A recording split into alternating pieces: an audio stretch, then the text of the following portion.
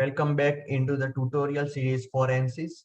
In these videos, we are going to talk about some special features such as special tools, which will make you an expert into using some simulation tools and specifically ANSYS also. So in this video, we are going to talk about name selections. It is a very basic technique in which you apply names to your edges, faces, bodies, etc. But this technique is extremely useful when you have a very large geometry where are complex geometries and there are multiple parts.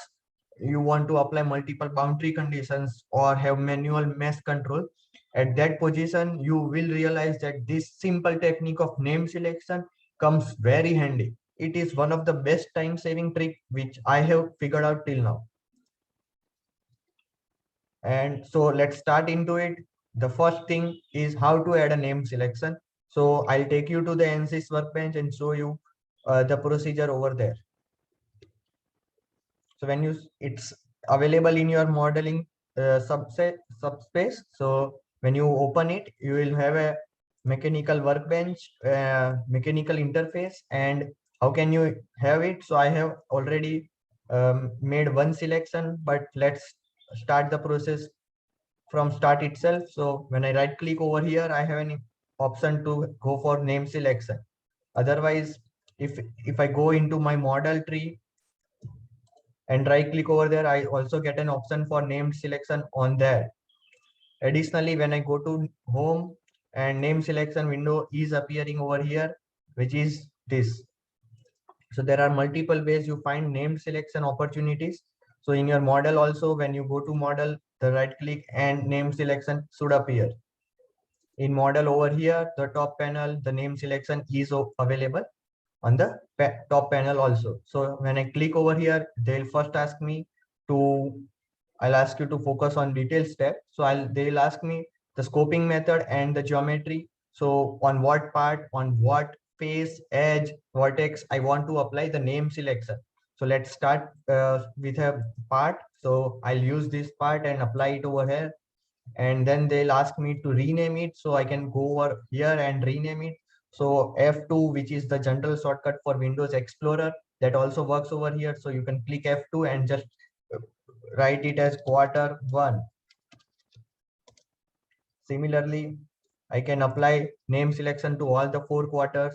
Then the next will be, I'll use name selection to apply on a face. So I'll press Control F, that will select a face for me. And I can write, maybe click 4 faces and apply over here. The name selection has been applied to 4 faces in this case. Now I can rename them and say them as top faces. Similarly, I can apply it to the edges. So I can take all the edges which are at the bottom of my face, on the bottom face. So I have not clicked on name selection, any new name selection, and I have already selected 4 edges, which is written on the bottom side. So now after selecting 4 edges also, I can right click and go for name selection. They'll automatically take the 4 edges which I had selected in there. So they have applied a new name selection. Now again, I can right click on it and rename it to edges at bottom face. Now, how are these going to be helpful? This is the main thing which you should understand right now. So let's get back to uses. So the first use is use it as a manual meshing control. So how can you be helpful in that? If you click over here, you will get an option in the scoping method to use it as a name selection. In the name selection, they'll ask you to choose the name selection, whatever available name selection are there. So over there, now you can choose them. And if you want to refer this back anytime after, so if you open it after 1 month, if you have not selected, if you have selected that edge directly from the geometry, then it may be harder for you to recognize that back from your geometry. But if you have used name selection, it will be much more easier for you to trace back your things. So that is the best use of this. Then we can also use it for defining boundary conditions. So similarly, when you go and in structural, if you apply some pressure over there, they'll ask you to use as name selections for scoping method. So similarly as the scoping method can be used over here, it can be also used to apply loads, apply results. So if you want to check some solution results such as trace, strain, etc., then also you can use this name selection, and in the scoping method, or in which phase you want to check the stress, you can use the specific phase you have defined it under name selection in result tab.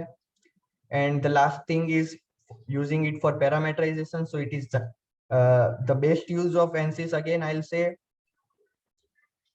So what the parameterization will help you, once you have done the name selection option over here and applied at top face, so automatically, since it is a pressure can be applied to surface or a face.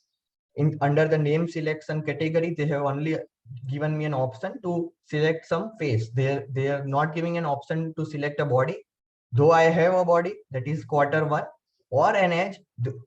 So edges cannot be applied a pressure, so they have sorted out that for me. Now if I want to apply some pressure, I can apply some pressure of 2 megapascals or 2 kilopascals. And when I click on the magnitude parameterize here, it is taking this as a parameter set, and the same parameter set will be copied back to your workbench. So when I go back to my workbench, I can click on the parameter set. So we are using this copy of static structural right now. And when I click on parameter set, the parameter set should name it as magnitude for pressure. So the magnitude for pressure has come up and the value is 2. So, but if I had not applied some proper name selection to the parameter set or the parameter name, then at later point of time, I would have messed up everything if I have multiple parameters. So naming your parameters and naming your parts is very helpful. You can trace back things very easily. So that's the main use. We'll stop over here. In another video, I am going in more details of parameter set. So I recommend watching that also. Thank you.